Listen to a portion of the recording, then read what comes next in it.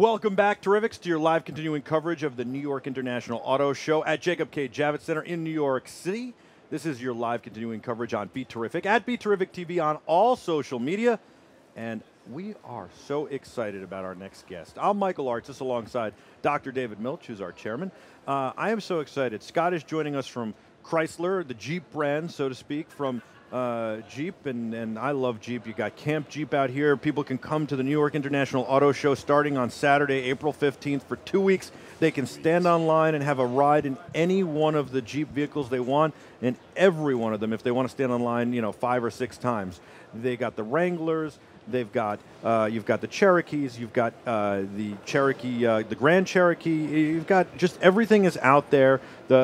And it's unbelievable. It's a lot of fun, and it really shows you how the vehicles drive and how capable they really are. Yeah, that's the point of it. We started Camp Jeep 14 years ago, and we started here in New York. And since then, we've given over 300,000 consumers rides in a Jeep brand vehicle. It's great to come to the auto show. You'll have hundreds of thousands of people come through over those 2 weeks, and everyone gets to see. They can sit in the vehicles, but there's only one place to really experience it, and experience it in a uniquely Jeep way, right? Because the obstacles that we have set up in the Camp Jeep course, they're meant to be challenging. And when you're doing it, it's really impressive, and it leaves an impression. But it's also something fun for the consumers, right? We want them to be engaged with the product and really demonstrate what true capability is all about, regardless from the very smallest Jeep Renegade all the way to the most capable, Jeep Wrangler. Yeah, and we did last year. We did a 360 VR ride out there, and we've done also a regular ride out there. With the Wrangler, rather, which was I also was my first car, and so you can put on the goggles and watch it in VR and feel like you're in the car with us, or you can use your smartphone or tablet to spin around and see what it's like and see every vantage point. And it was a lot of fun. You got great people out there, by the way. Yeah, no, they're awesome to work with. They do a great job. I mean, we're obviously a little bit constrained on our space here, limitation-wise, but nonetheless, we bring the full suite of all of our obstacles. We get them set up, and having the Jeep Mountain overlooking 11th Avenue. That's so cool. And when you're going up, you're looking square at the blue skies, and then you come straight down a 35-degree decline. It's quite impressive, but it's uniquely Jeep too. It is, and it's probably the best marketing tool at the New York International Auto Show, because every time I've been in every different vehicle, I go on it and I go, I want this car, I want this car, I want this car. Now, you guys have announced something here at the New York International Auto Show. One of the things I love about the New York International Auto Show is the fact that there's no other show that has this many debuts. And you guys debuted the Trackhawk, which is a 707 horsepower Jeep Grand Cherokee. So it's an SUV with 707 horsepower. And I think you guys have outdone yourselves. I imagine it's a Hemi engine. It is a Hemi engine. It's a supercharged 6.2-liter Hemi engine. And you're right, 707 horsepower, 645 pound-feet of torque, 0 to 60 in 3.5 seconds. It can finish the quarter mile in 11.6 seconds, and it can hold 0.88 Gs on a skid pad. So you're right, it is an SUV. So it does offer the utility that you would expect from an SUV vehicle, and the capability and the refinement and luxury of what a Grand Cherokee is, but it also offers a level of performance that has been absolutely unmatched in the industry. So it is the most powerful, it is the quickest SUV ever. It's perfect for the open roads downtown in Wall Street, New York, right? All the bankers can just open up the throttle and they might have to go on vacation and truly enjoy it. They may, but that's great about the dual personality, because if you want it and you want to use it, and you can take it to your favorite track if you so choose. But there's a lot of high performance automobiles in the marketplace today. Just many of them are not SUVs, so this really takes the best of both worlds. Listen, it gets the family from the city to the Hamptons a lot quicker. As long as you go when there's no traffic. Exactly. A lot quicker, yes. As long as they've graduated from the obstacle course, so they know exactly how they're handling it. So my question is, what about when you get into, the Jeep Grand Cherokee is very capable. Mm-hmm. What about when you get into these situations? Is it harder to feather the gas the way you normally would? Because I don't think you want 700 horsepower going up, going over rocks or up that hill for Camp Jeep, or even being stuck in snow. You don't want to use all 700 horsepower. No, you're absolutely right. So, the calibration and the engineering that went into developing the Trackhawk was very specific for that. It is, I will tell you, the most livable 700 horsepower that there may ever be. I've spent plenty of time driving many versions of it, and as we developed it over the last couple of years, and I can tell you that under normal driving conditions, it drives like every other Grand Cherokee. It's smooth, it's comfortable, it's quiet.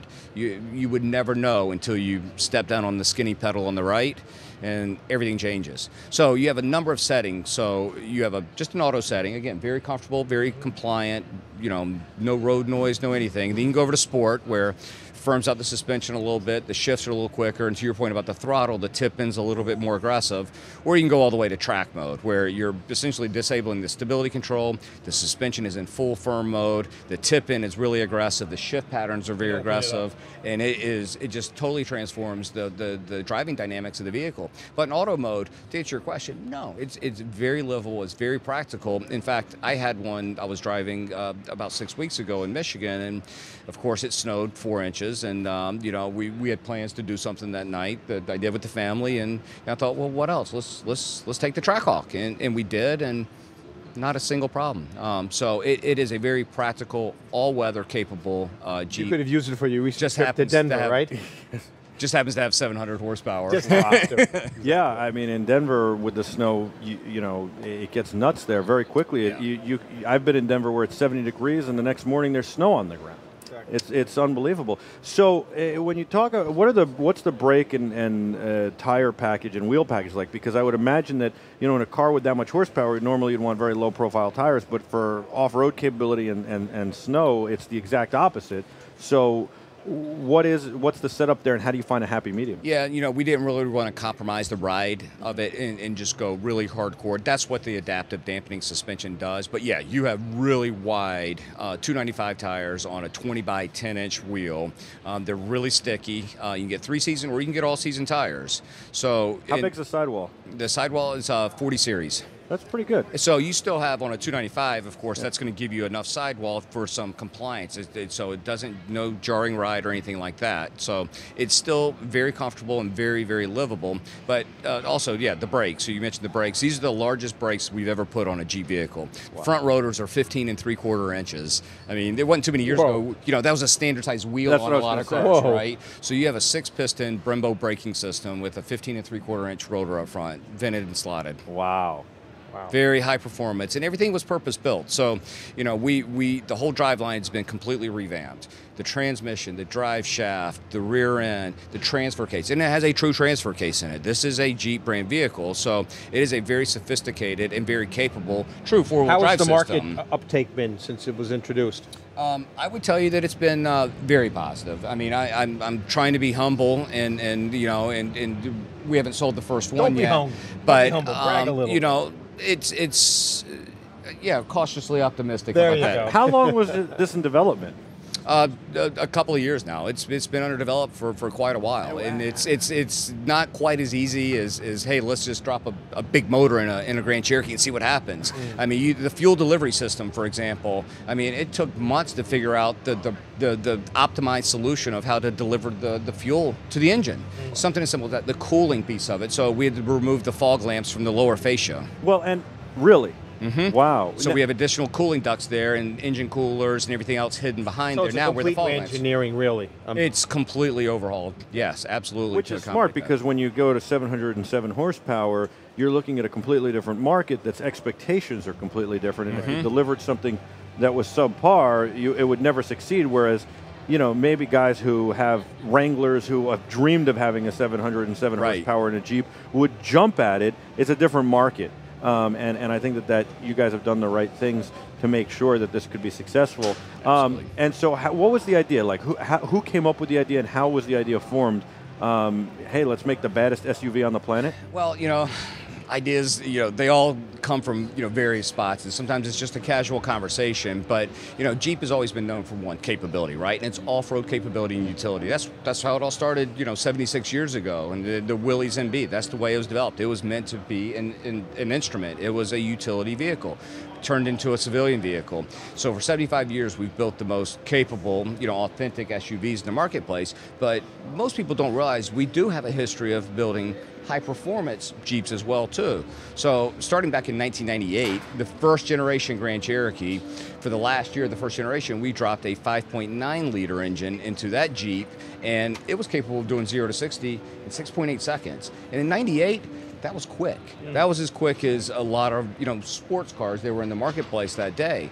And since then that evolved into the SRT lineup. Yep. So we've gradually keep building on what we've already had in the marketplace. They're all going to be low volume production cars. We want to keep them relatively exclusive, but at the same time, what is that next level? How do you continue to push the envelope? We have the hardware to do it. We have the systems, the four-wheel drive, and the sophistication to put the traction of 700 horsepower down really quite easily. Has Jeep looked at going the opposite way with maybe electric or hybrids and fuel alternatives? And then, what about, is Jeep looking at autonomous?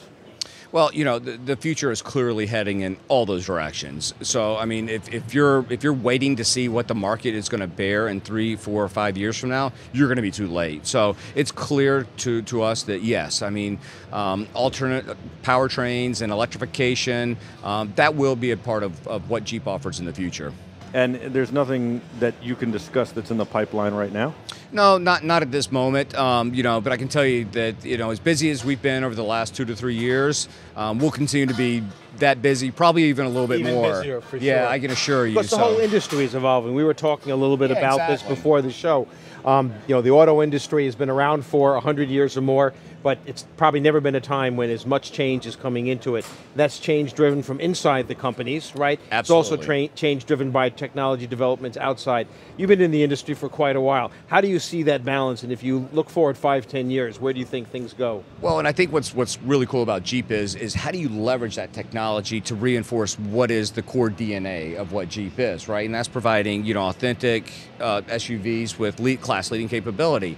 And the really neat thing about a lot of that technology, it allows you potentially to do things that some people maybe haven't thought of yet. And build on that core DNA that what Jeep is today, so we can continue to stay true to that. So that's how we're going to leverage that technology. It still will align very closely to what we have today, but the fuel efficiency, the autonomy piece of it, there's other applications that will be very Jeep specific. And it isn't just the technology. A number of people we've talked to today says we have to keep up with the technology. Yes. The consumer demands technology, but the consumer also wants an experience. And putting those two together, really building brand loyalty, building a sense of lifestyle and meeting the expectations, that must be a dance that you have to constantly balance. Well, it is, and we look at all of our vehicles. They're not just a way to get from point A to point B. I mean, it is a lifestyle brand, and they are lifestyle vehicles. I mean, it enables people to do things that they maybe couldn't do in another type of vehicle. That's the whole premise of what every single vehicle, all the way from the entry-level Renegade to the Grand Cherokee to the iconic Wrangler, is that sense of community that it has. And if we look at even our social media followers, I mean, we have the largest followers on Facebook of any other brand, and it is a diehard owner base, and they're part of a community. Look at the Jeep events, the clubs that go on, the personalization of everyone that gets a vehicle. It's within hours. It's probably generational. If you got granddad and you got dad, you're probably going to get son and you grandson. remember when you were a kid, like I did probably, right. and great memories of a CJ7 and the top down and riding around with your brothers and your dad and a Jeep when you're 4 years old. I mean, it's so cool. So it's fun to be part of that today, but still staying true to that same tradition of what's always been in place. I think what's nice too is the technology Jeep has continued to evolve with, right? I had a Wrangler. It didn't have power door locks. It didn't have power windows. It didn't have heated seats. Yep. It didn't have navigation. It didn't have any of these creature comforts that you would want in a car. It had today. tires. It did have tires. Okay, and it had an engine. It wasn't one of the really early prototypes. Okay. But the point is that today you can go get a Wrangler with power windows, power door locks, and all the safety features and security features that you would get in any other vehicle, right. where, you wouldn't expect that necessarily in a Wrangler. And you can still take the doors off. the doors off, the top down, and you know, that's a good example of how do you embrace that technology, right? So now you have a lot more safety features, you have tech features. So, for example, stability control and traction control. So that has evolved into hill descent and hill ascent. So you can still manage the same systems and software that you have in place to, again, provide a uniquely Jeep application. I was just thinking that I think Jeep is going there. You guys haven't done anything electric car-wise, but I think you're going to be a leader in the space because of how you're going to utilize the technology. I hope and I feel that way, because I think in the past you've done the right things to maintain the experience. Right, you riding a Wrangler today, it's a lot different than riding in a Willys, but it still brings that same a visceral feel to you and the same smile. That's it, and that's what it's all about. And so as good as a Wrangler is in the wintertime, and tough winters here in New York, just like Michigan, it's even better in the summer, right? In the open air freedom, that's another hallmark. So when you look at entry-level vehicles, take the Renegade, for example, you've got a class exclusive, we call it the My Sky system. You've got dual panels in the front and the rear that, you know, come out, and some are manual, some are automatic, but you can remove it to get that open air freedom. Dual pane sunroofs. I mean, Wrangler's the iconic one, is the epitome of, you know, open air freedom, but we still make sure that that thread is through all the different models. Awesome. How long have you been with Jeep? I've been with Jeep for a little over 4 years now. And you've been in the Chrysler family for a long time? For almost 19 years, yeah. Wow. Yeah. Wow. And I guess that means you have a little history with Dodge as well. Yeah, I have history with all the brands. I've had experience with them all. I've worked through our sales organization for a number of years, so really finding the balance of the product and the sales and how this ecosystem works in order to ensure that future of the Jeep still stays intact. And it's about, you know, expanding our reach and broadening our reach and bringing in new customers. And you know, we're seeing a younger customer come to Jeep than we've ever seen. We're seeing a new customer that's never owned a Jeep vehicle in their life, you know, now coming to Jeep. And I think that's really encouraging long term. Does, at one point, Chrysler really believed in sharing parts and components and technology across all the brands. Does that still exist? Is there a lot of sharing of information, and also, well, we use these as our speedometer, so you guys should use them. You can buy more at this. We all buy them together. We buy a lower price. Supply chain, right? Is that still the case? Well, I think that's the synergies that all OEMs look for, right? You're looking for efficiencies, and you see that with platform sharing. Maybe not as much with Jeep, but maybe other OEMs throughout the marketplace is that they may have 12 different cars and there's 2 different platforms, right? But yeah, they're still sharing. It just makes sense. That's just smart business. And does it help when guys like you start at Chrysler and work their way through the business, and now we're at Jeep, where you can say, oh yeah, we did this here, we did that there, and I can connect you with these guys or something like that, or is it all interconnected anyway? Well, we're still interconnected, but loosely. I mean, Jeep is still a standalone brand, right? And we are really curators of the brand. That's our role of it. We don't own the brand, our customers do, and that's really who we take our direction from. And you know, because we have such a huge, rabid owner base and fans out there in the marketplace, we have plenty of feedback. I mean, they're very vocal, and we appreciate that. So it's our job to deliver on what their expectations are, and really, you know, get out of their way. Let them enjoy it, and let them, you know, experience life. And you know, not everyone takes their Wrangler rock crawling or through deep mud holes, but we say that, you know, every Jeep owner takes their vehicle off-road.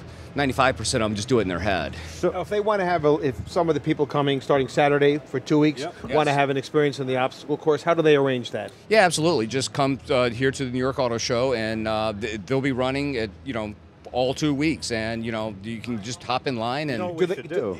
You should go on a ride tomorrow in Camp Jeep, and we should film it. I'll take you with me. I'll even drive you if you'd like. That would be very cool. You want to do I that? would enjoy that. Yeah, that would be great. We should do it. You should. For the Terrifics that are watching, can they reserve a spot, or they come here and sign up, or how? They need to come here and sign up and do it in person. You know, the reservation process would be a little bit cumbersome. The lines move very quickly. Good. Again, we've moved, you know, 10,000 plus people through here in a relatively short period of time. So we'll continue to run Camp Jeep all week, and regardless of the weather. Well, if you can put me through it, then you can put anybody through it. So you're going to go through it tomorrow. I'm yeah, you know what it is. I right? do, and I can't wait to see the smile on his face when he comes back. I have one last question for you, and I really appreciate your time.